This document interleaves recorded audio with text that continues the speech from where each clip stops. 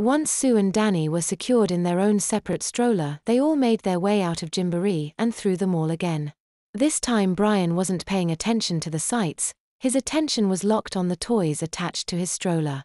He didn't seem able to look away. Hitting at them over and over was just so enjoyable. Rachel felt just the same in the seat behind him. She lay back in her chair batting at the dangling toys, making them spin about and light up. It seemed like no time at all had passed before they were at their destination and their mommies were lifting them out of the stroller. Rachel actually cried out when she was lifted free. She wanted to play with the toy more. She screeched at her mama to make her stop, but that accomplished nothing. Mama just sat down on a seat with Rachel on her lap.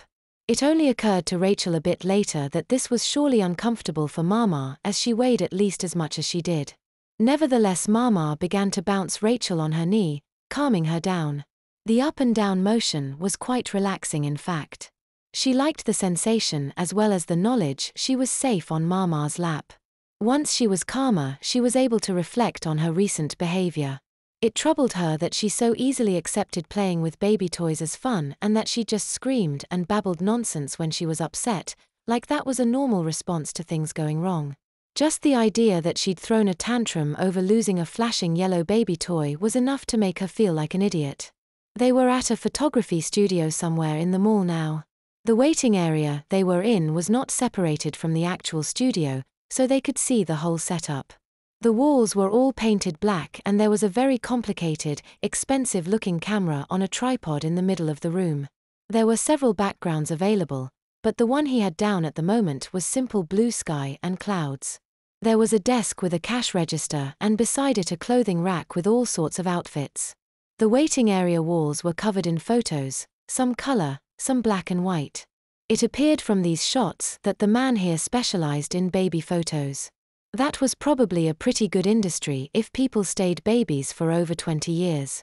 The shots displayed showed naked or diaper-clad young men and women smiling eagerly for the camera.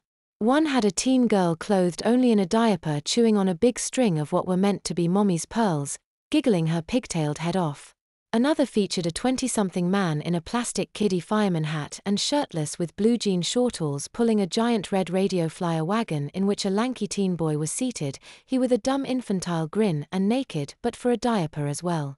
Once Joy was satisfied that Rachel was calm enough, she was carried over to a large playpen in the corner and deposited there. The other babies were already all in it.